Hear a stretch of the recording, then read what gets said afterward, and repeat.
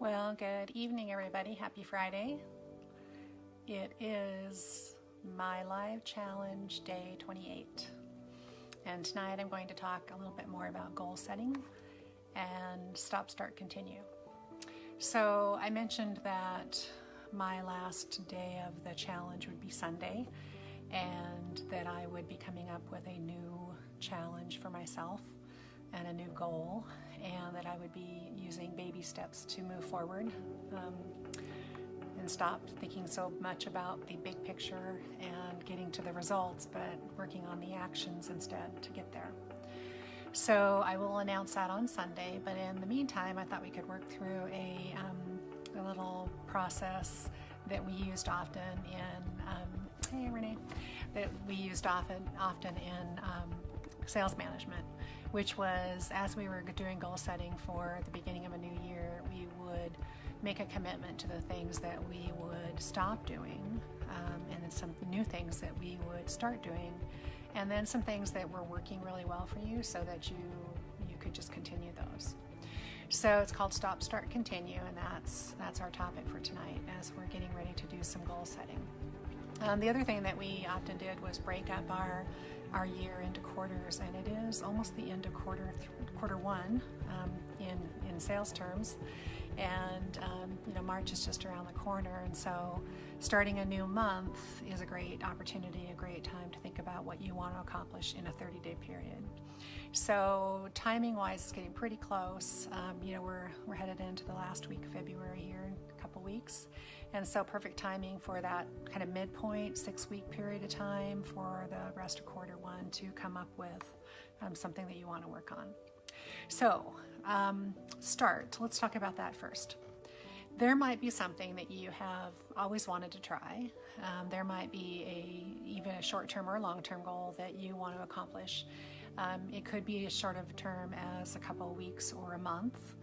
It could be something that's going to take you 3 months or longer to accomplish, but now is a great time to get started. So if there is something that you want to do right away, maybe it's a new hobby you wanted to try, maybe you wanted to develop a new skill. Videography, for example, is a great topic to use as an example. I've learned a lot this last month about lighting, volume on my camera, which room to be in, where to point things, how to avoid too much sunlight, all those things that I never knew anything about. So I just had to sort of tackle a new project and learn something new. So there might be something like that for you. It might be a fun new hobby that you've always wanted to try. But now's a great time to put those steps in action and do a little bit of research around how you're going to start working towards that goal. So that's an example of start. What also happens when you want to start something new is that often you don't have enough time in the day to get additional things added to your plate. So often you have to look at something that has to be put on the back burner, or something that you are going to stop doing in order to get to your goal. That might be stopping procrastination. That might be realizing that the reason that you hesitate doing something new that you want to accomplish is because it's scary and because you're afraid. We've talked about fear of failure. We've talked about all kinds of things that make it easy to tell ourselves that we don't need to try to go after some big scary goal. So the stop section, there's, if you just do 3 boxes and you put down start, what you want to start right away to get towards your goal.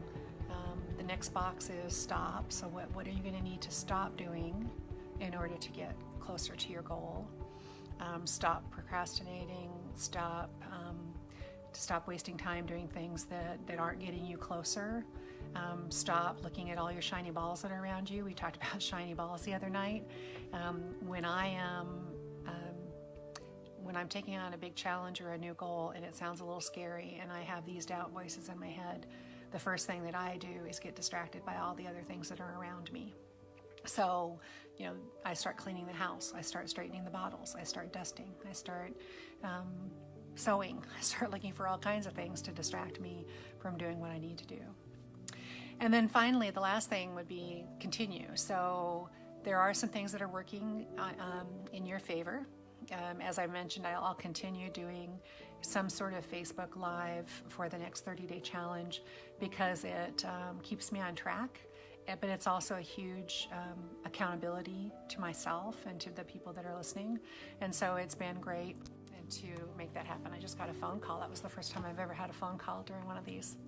So so continue. So what do you have on your continue list that you will continue to do, whether that's you've started this goal already and it's going to take another couple months and you're going to continue practicing good habits and you're going to continue blocking time every day so that you have a time block for your goal. I'm going to have to tell her later that she interrupted me, so I keep getting phone calls from my mom. Anyway, so that's the continue box. So for tonight, as we get closer to setting a new goal for this coming up 30 days, that's what I'd like you to think about is what would it take for you to get where you need to be? So what are you going to start doing between now and the end of 30 days? And you start to jot some things down, and we'll get closer to a real formula plan on Sunday.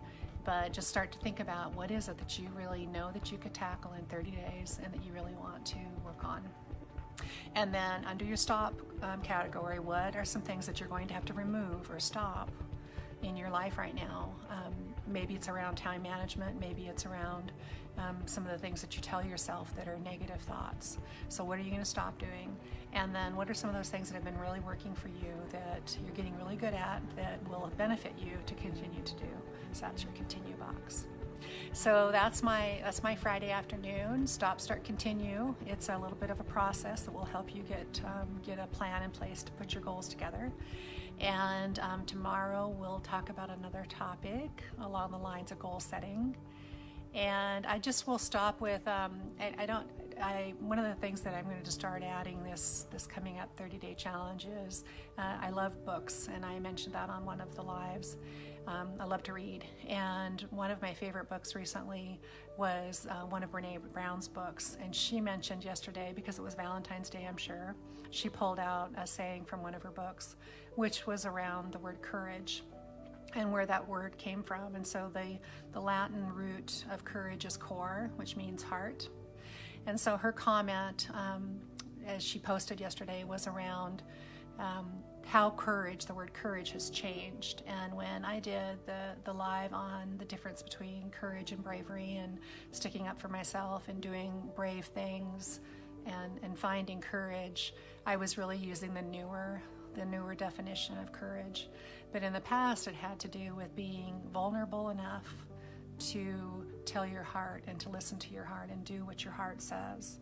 So that was kind of the old Latin form of courage, which was much more about listening to your heart and being brave enough to do what your heart tells you. So as you're thinking about goal setting and big dreams and starting a commitment to yourself on Sunday, if you want to go along with me, then think about that. Think about what is your heart telling you to do. And she also mentions that if you tend to listen to your heart more than your brain, that you might have to do a little bit more brain search. But in the end, I think a lot of us have a more difficult time being open and vulnerable and listening to our heart and doing telling others what our heart is telling us and being brave enough to do that. So that's it for tonight. I hope everybody has a great Friday evening, and it's the weekend for a lot of us. So I will talk to you tomorrow.